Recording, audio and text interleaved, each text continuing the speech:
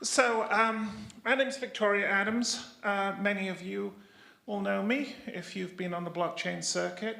We've all been, I think this is my second bust. So, enjoy a good bust. Buy things when they're cheap. Maybe you'll make some money when they go up again. Right? Anybody making money right now? No? I'm with SimbaChain. SimbaChain is a platform that helps you get to market faster with your blockchain application. We can cut the time for developing a blockchain application by about 90%. So I've done my advertising. Now I can shut up about this. On my panel, we have Rak. Rak, would you want to say a little bit about yourself? Sure. Nice to meet you, everybody. Good morning. Thank you for GPA for inviting me back. This is, I think, my second conference as a panelist.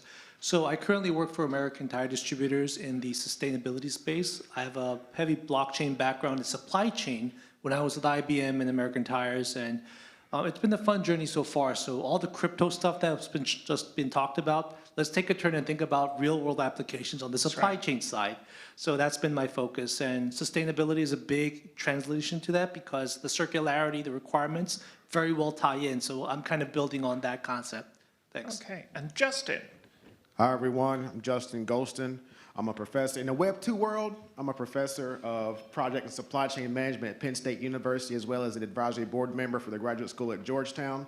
In the Web 3 world, we are building a project called SIDTech, where we are reinventing higher education the Web 3 way with my business partners from MIT and the Women in Blockchain Canada, where we work with students from around the world to educate them on Web3 in terms of artificial intelligence, blockchain, sustainability, and supply chain, because all of this is all about systems thinking and integrating it and actually, finally addressing the UN Sustainable Development Goals. And I think that ultimately, the only way we're going to meet those Sustainable Development Goals is together, and we're trying to demonstrate this decentralized science model as well as a citizen science model.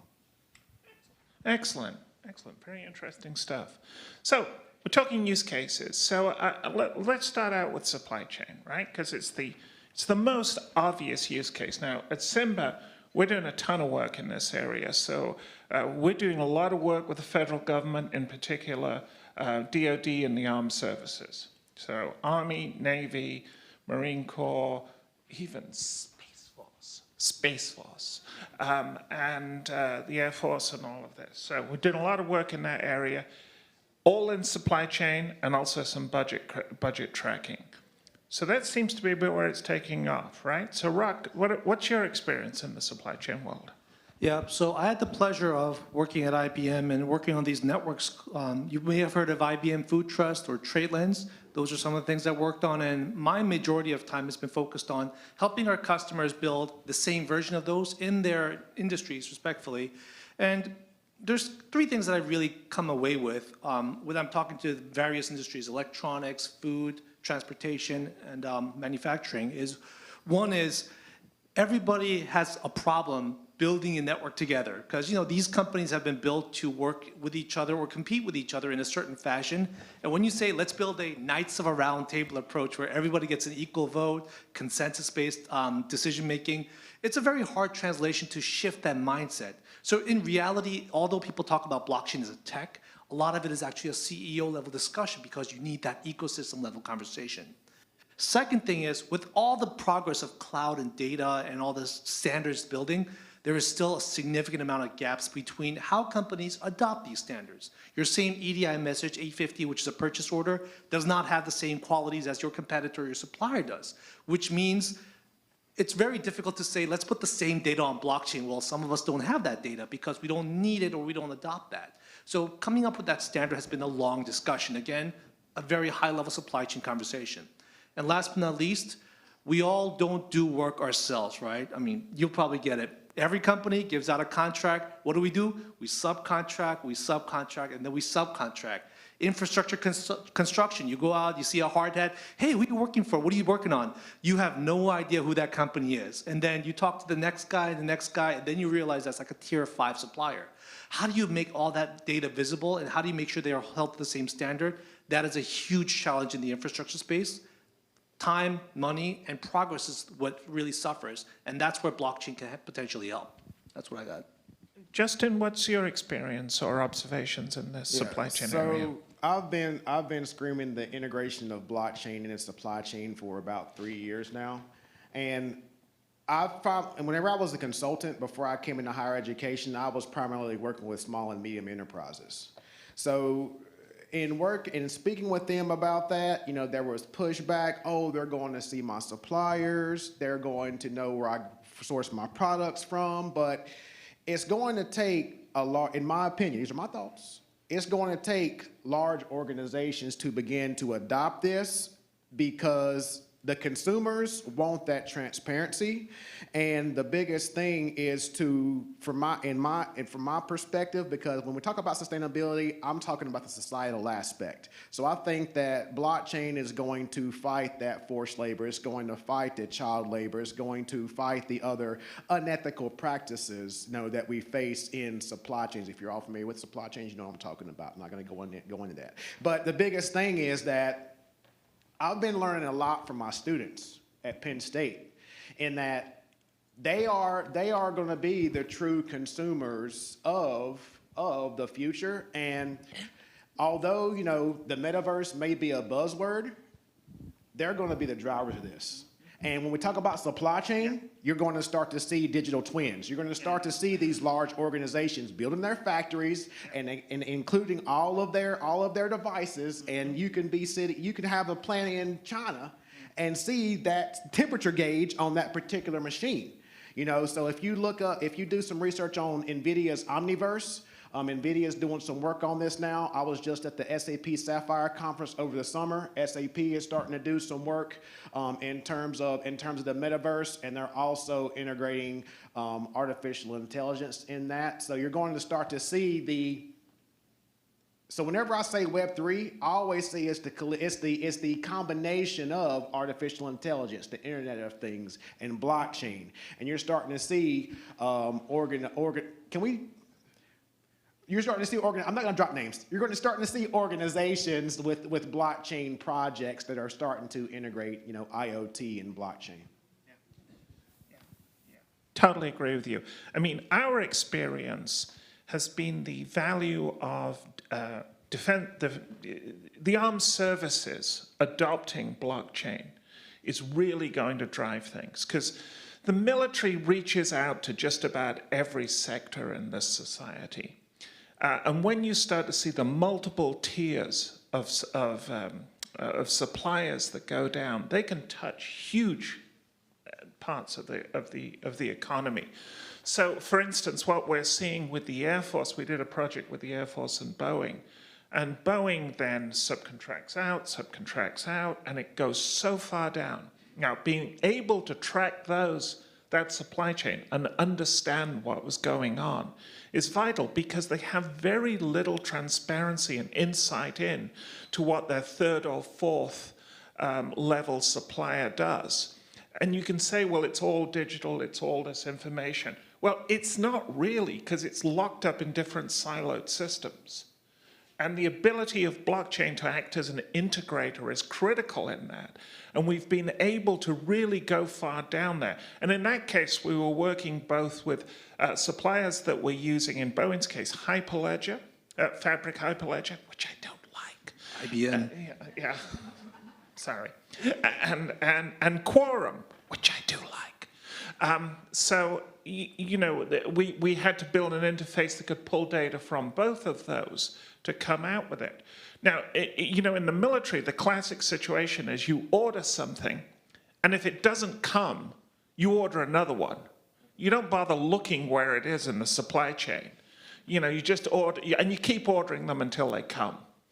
And the transparency that you could get from a blockchain system could be huge, and that could dramatically reduce costs. It could start to understand how many are going to businesses that are on a blacklist. It could start to go to better understanding about how many disadvantaged businesses are being used within a system. you know, which is going to increase equity in the society. So we're seeing a lot of things like that happen, and that's been our experience of the dynamic forcing function of the military. And we hope soon to be in a position to start building the Air Force's Air Force-wide blockchain that people will then be able to develop these apps on. So I was interested in what you're saying about it's a cultural thing, really. It's getting these guys to work together. What Justin was saying to you about medium-sized businesses. Because you've got this, it's a sort of collective action problem. It's a game theory problem. I wonder if you all could sort of talk a bit about your experiences there. I really like where this topic is going because there's a huge macroeconomic issue that drives this. There's a couple of things. One is, yes, transparency. I've worked with some government agency as well, and the same problem you mentioned is there. But let's look at the world. We're not making more babies. The population of the world is productive population is actually shrinking, which means there needs to be more reliance on systems. And to do that, you need more data exchange. Like truck drivers, I'm in the distribution business. We cannot get enough truck drivers to deliver our product. So how do we make more with what we got? Is going to be an ecosystem problem than an individual company. You got to work with your suppliers and clients to say, how do we actually drive efficiencies? And to do that, while hitting our bottom line and our social needs, is that you need transparent data. But do you just share data? No, it has to be selective transparency. So you need zero proof knowledge to say, I know it's a true process there and there's transparency in the product moving, so I know where it's going to come. But I don't need to know who delivers that because that's a contractual obligation. I'm not going to share my tier 2 supplier because that disintermediates me, right? So being able to balance the data transparency with the need for automation and reliance of systems, and then keep practical business flowing, meaning profitable, well-funded projects to deliver needs. That is what I believe a strong mission to push forward this type of blockchain architecture. We're not going to say Hyperledger Fabric or EEC is going to be the right way. Those are very early, and we have to see them evolve to be more efficient, much like you saw the Ethereum merge. But those topics will continue to evolve this conversation, and I think there's a strong balance that's going to happen in the supply chain world to make this happen. Justin, what do you think? You brought up a term, game theory, and you know if we look at the crypto space, it's mostly based on game theory. But in order to that point, in order to get adoption, we as leaders have to kind of have that game theory mindset, where we can say, okay, how can my small, medium, and large suppliers and customers benefit from putting their information on the blockchain, sharing that information on the blockchain? But if you all are familiar with the climate standards that were issued by the SEC back in March, you know, I think that the government is going to accelerate the adoption of transparency using the blockchain as one method, right? So I'm a researcher. I'm not in the government. I don't know what organizations are talking about, but that is one means that where organizations can kind of fulfill that requirement of making their climate efforts transparent to investors. So you mentioned, Justin, the sustainability goals and the importance of sustainability.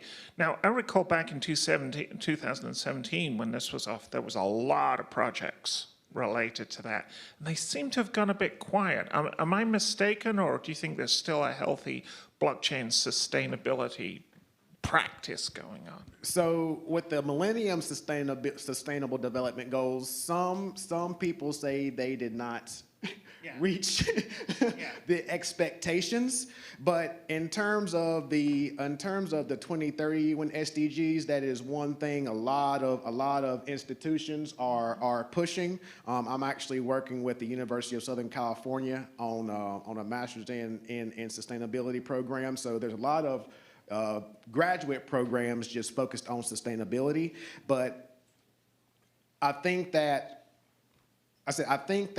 the federal government is doing a very good job in making sustainability a priority, right? And from a marketing perspective, we kind of have to think of, because I always say that, okay, do I want, what made me get in sustainability? My daughters too, right? And I think that the pandemic, some people might disagree with me. This might be a controversial statement. That's just the way I am. You're a safe place. But, but I think the pandemic was Mother Nature pushing back, right? And in my opinion, if we continue to operate business as usual, right, this won't be the last one, right? So I think that we have to leverage technology, leverage blockchain, leverage artificial intelligence, leverage IoT to feed us that data to let us know real time how we are working toward those 2030 goals. Absolutely, absolutely. And another thing you said, Justin, that I thought was very interesting too was young people and how they're sort of pushing this. And one of the things that I think you see with young folks is the desire to buy from sustainable companies, from socially responsible companies. And with that then being able to demonstrate their supply chain is supporting those socially responsible goals. We've worked with a Mexican coffee chain, Tokes, and a lot of their farmers were getting ripped off because they have these particular brands of coffee that are very highly thought of, and they wanted to be able to demonstrate it actually came from this particular region. And we worked with Tokes to develop a supply chain tracker that could take the cup of coffee, you scan it, and you can see not just where it came from, but you can see the farm and the farmer that picked it. And you can tip that farmer directly if you want to, too. You know, now, that's a sort of a powerful use case, and I think we're going to see some more of these. By the way, I should say when it comes to sustainability, have you ever noticed when you go to Starbucks and they've got the fair trade coffee, but then they got the other coffee that isn't fair trade? You know, do you actually, people walk in and say, you know, screw it, I'm going to screw the farmer this time around and buy the non-fair trade? I was wondering about that. So what do you think about this, using blockchain use cases to be able to show social responsible chains and that we're meeting these goals? So I had experience building a similar blockchain called Farmer Connect, exactly the same use case, but I guess a different group of people, but same mission. And there's three types of sustainability we want to look at. One is obviously the product sustainability. And we've proven, even when I was at IBM, we found out that if you provide the transparency of the data and you kind of make a personal connection with the farmer growing your chickens, people are willing to pay a little bit more. There are cultures that prefer eat local. France, for example, they only eat within the hexagon. So if you prove that your chicken not came from Romania but came from France, they'll pay double to eat that. So there's a sustainable aspect that will help grow local communities and help your food transparency and even food safety as well. The second thing is a social part of it, the lifestyle. Farmers, the reason, this is a typical, I'm an Asian person, so I'll say that. My grandfather was a farmer. He told my dad, you are not going to farm. You're going to go to the city. And when my dad grew up, he's like, you're not going to be in South Korea. You're going to go to the US. We try to upscale our lives because that's what we strive for as a generation, right?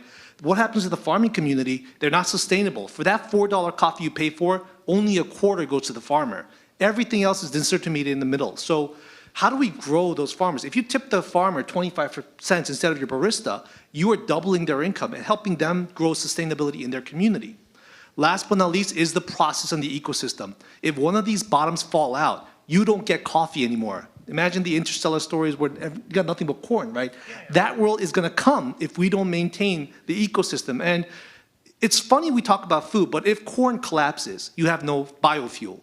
You have no feedstock for your animals. You have no oil to power certain machines and also your education systems. And we can get to this later, but that's where a lot of this circularity ties into blockchain and transparency and traceability. And that's how I ended up in entire sustainability right now. We are facing that existential problem.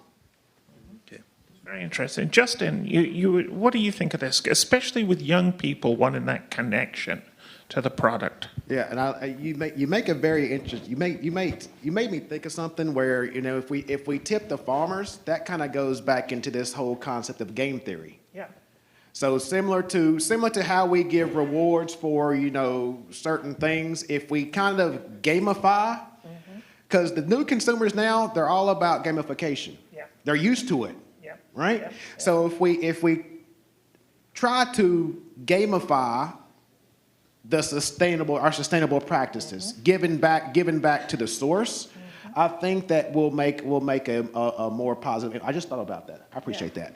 I'm gonna start reading. I'm gonna write. That might be a research topic, but that's something that could truly make a difference, and then that would actually make it transparent. Yeah. And I think that, going back, we were just talking about hybrid smart contracts that were just announced it was announced last year, and then at the Chainlink conference in New York this week they talked about it again. They expanded on it again, where you're going to be taking off-chain information, off-chain transactions. So in the future state, if we can somehow retrieve these off-chain point-of-sale transactions and write it to the blockchain and make that information transparent. Now we can see how much we're giving back to these farmers, for example. Yes, excellent. Jared said, why don't we get more questions so it's more interactive? Gentleman there. I'll get to you next, sir. I don't know, have we got a microphone? Is there a microphone in the house? I think I'm loud enough. But I have a theoretical question. I'm 26, not a blockchain expert. When you talk about transparency, you kind of touched on it in terms of social responsibility. But what about like mismanagement of funds? So for an example, like when we're using our tax dollars to help out a company like GM, do you guys know of a blockchain solution that exists? Or is it possible to create a blockchain solution that can kind of show how they're using the funds and managing them? Thank you. Well, the Data Act should allow you to be able to track, from the top to where the bottom goes. Now, does it? Not really. It could do that. We're working with the Air Force right now on a project called DIBAT, which I have to apologize for because it was my name. Somebody said, come up with a name. And I said, digital budgeting, DIBAT, which can track funds as they go down, and that digitizes the dollar. So that is the kind of thing that you could do. Now, it hasn't been done. It hasn't been done because the federal budgeting system is something held together with sealing wax and string and all kinds of old creaky tools. And it's just very difficult to do that. I mean, look at all the money that was lost during the pandemic from fraud. I personally think that's the cost of doing business, right? You give people a lot of money, you lose a lot of money. It was important to get the money out. But on the other hand, because we have such a creaky system, it's inevitable you're going to get fraud. And also, because we have 50 state systems, that most of that money flushes through. And because state governments are frequently very hard done to on resources, it's even more difficult. So we need to move to that, and blockchain is a potential solution, but it's going to be a while. You guys got comments on that? I will make it short because I agree with everything, but when we apply blockchain, there's a lot of different factors we need to consider to say, is blockchain going to be the right solution?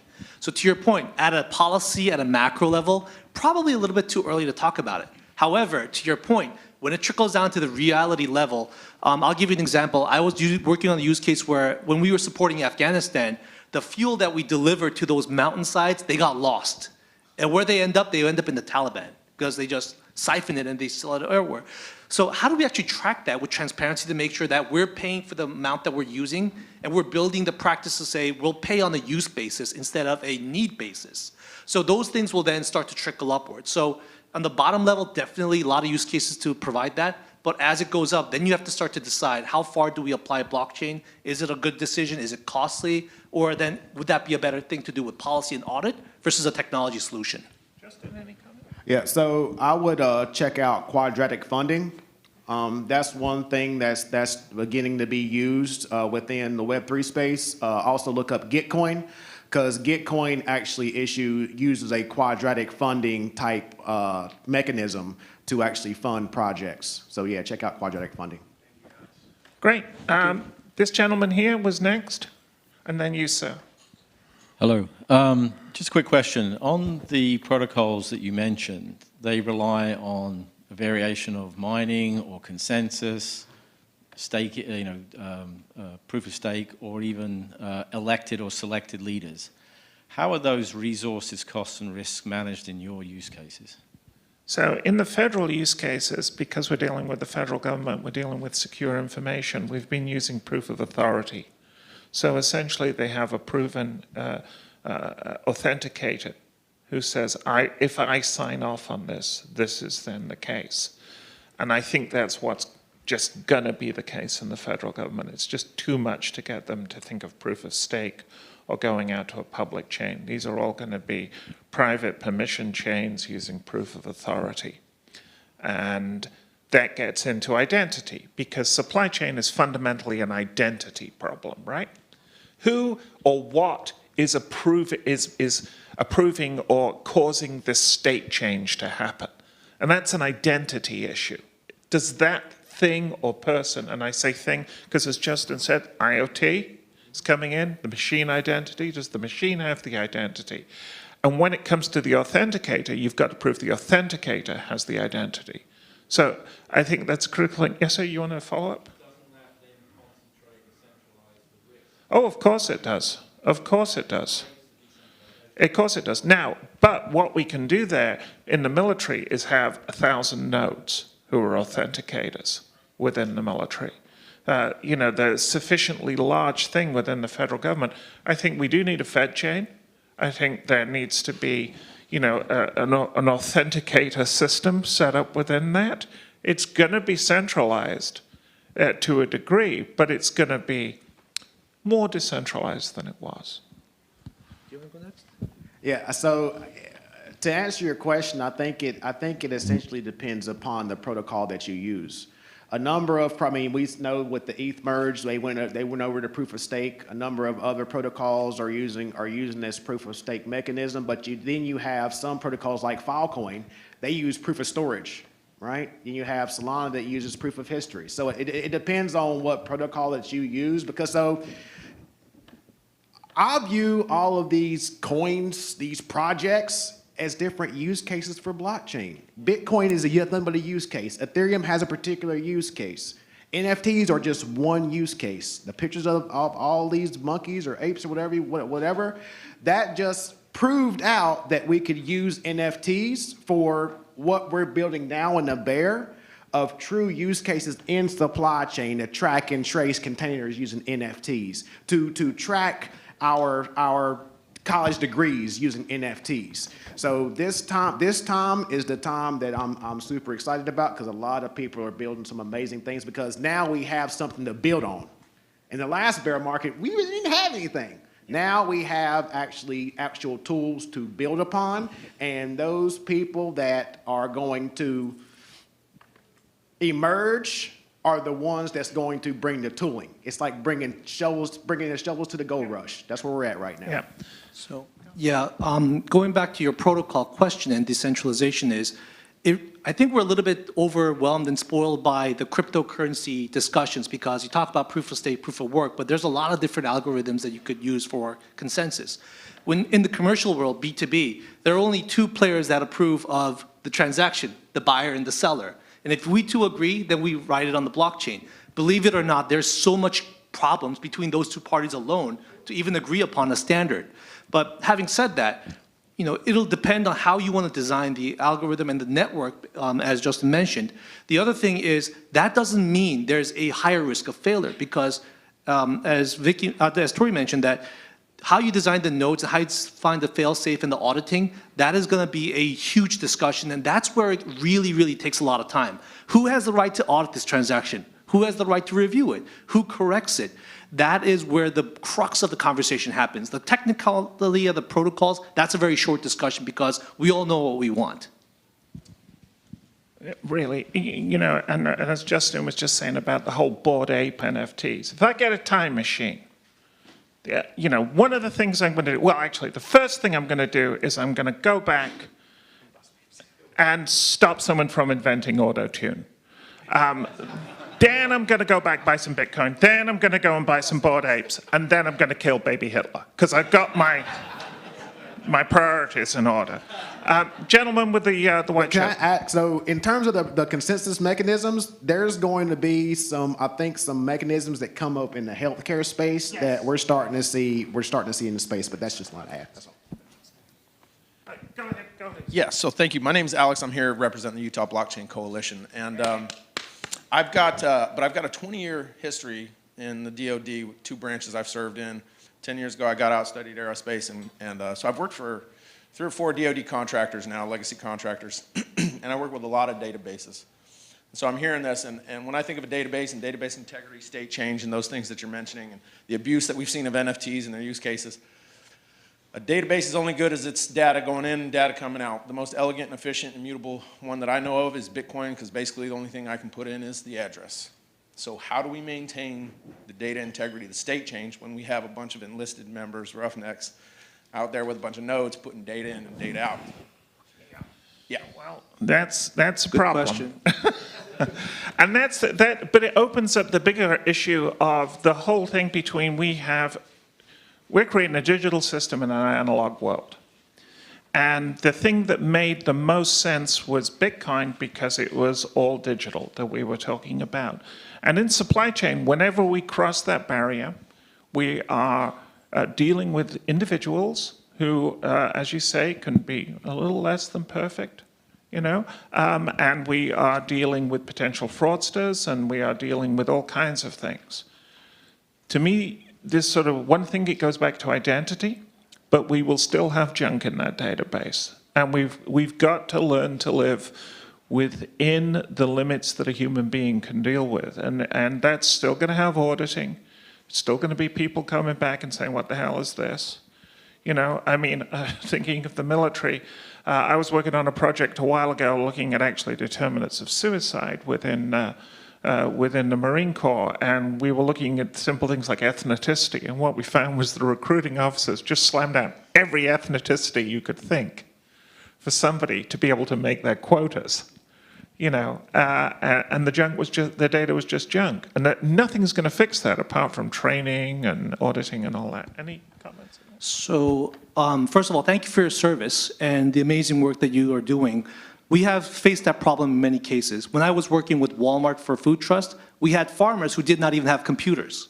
So how do you make sure that the data is captured? Because in blockchain, it's not just garbage in, garbage out, it's garbage forever, right? So there is a multifaceted effort that needs to make sure that the data is captured. The 3 principles I'll really summarize for you is, one is, don't try to be perfect in the first try. Dumb it down to the bare necessity that you need on the blockchain to make sure that your verifiable data is well received. So don't try to solve the whole world's problem. Start with the minimum, because again, companies do not even focus on data standards today. The second thing is, you got to make sure you think of the user, the farmer at the end. Think about the truck driver driving your military truck using your fuel. He is not going to know how to input data on a tool. So how do you create forms that are dumbed down to actually help them capture the data as easy as possible? Why? It's a huge change management perspective. And if they say, screw it, I'm not going to do this, you're the one missing the data. Cocoa farmers in Peru, they don't have internet. So we had to create a tool and a hub to collect all their paperwork to then digitize it at some person. And we got to fund that person to do that. The third part of it is constant communication and change management. Just like any corporate system, government system, you've heard about this, the enemy is PowerPoint, right? You got to make something simple and easy to digest and continuously change them so that they start to think that way, to say, okay, this is part of my standard operating procedure to now enter the data in this way. And that is actually a long-term change. You got to look at years to actually get it adopted. So that's kind of the 3 principles that we've learned from my experiences. Justin, what do you think? You were talking about gamification. This could be play a role in getting people to do things, right? Incentives, yeah. Yeah. So, and that's kind of not really from an incentive perspective, but based on everything that's happened over the last year and a half, 2 years, we're doing what we refer to as a postmortem, right? We're doing a postmortem because this is just a massive, in my opinion, this is just a massive social experiment. Right? We're seeing how people behave. We see how people behave whenever there's DAOs and money, and we've seen the rug pulls and all these things. So we're just some of us are looking at this data, and then we're actually trying to put the tooling and mechanisms in place. You're going to start to see some honeypots pop up and things like that to prevent the malicious actors once the masses come in, because we know that once we think that once this regulation passes, and we terribly need it, and that's coming from a 2 minutes. 2 minutes. Okay.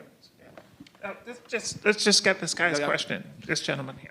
Yeah, I'm with Chevron Corporation. Just curious about any thoughts about regulatory compliance and how blockchain can enable some creative dialogue between the regulated community, the government. So, I work on major capital projects where we have 10 suppliers. Yeah. And the whole, just curious about your thoughts. Well, I can give you an example. When we were working with Boeing and the Air Force, what we did then in the smart contracts was effectively give the regulator, which is the Air Force in this case, the ability to open up the smart contract. So for the Air Force in that case, they got freedom to read from everything. So when a deal was made, they could see it. And being able to see that data made them understand the supplier's problems more. So going to what Justin was saying about this and what Rak was saying, this is a culture change problem.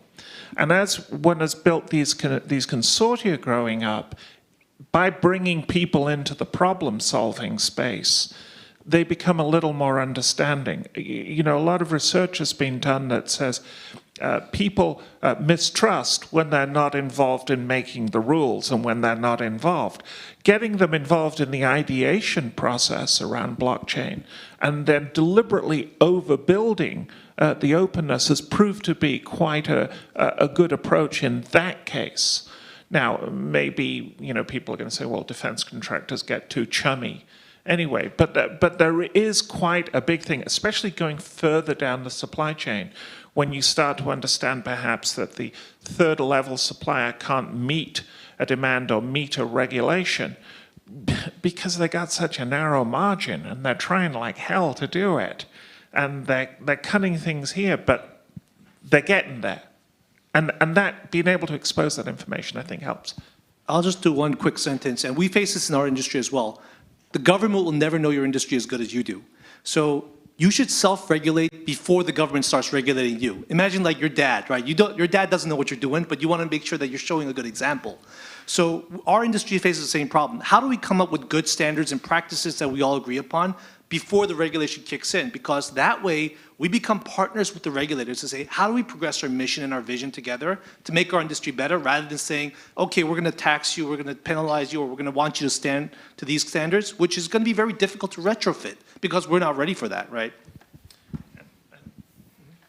I just think it ultimately comes down to education, educating the leaders of organizations, educating the government. It's just like educating the government on stable coins. They're kind of standardizing stable coins, and they're kind of talking about the algorithmic stable coins as opposed to, they're all not all created equally. So it just comes down to education. That's all. All I can say is, when it comes down to transparency, and your father, I'm a grown-ass woman, and my dad still wants to know everything I'm doing. So. Transparency is constant in life. And I want to know what my daughters are doing and when I am getting grandchildren. So thank you all. Great session.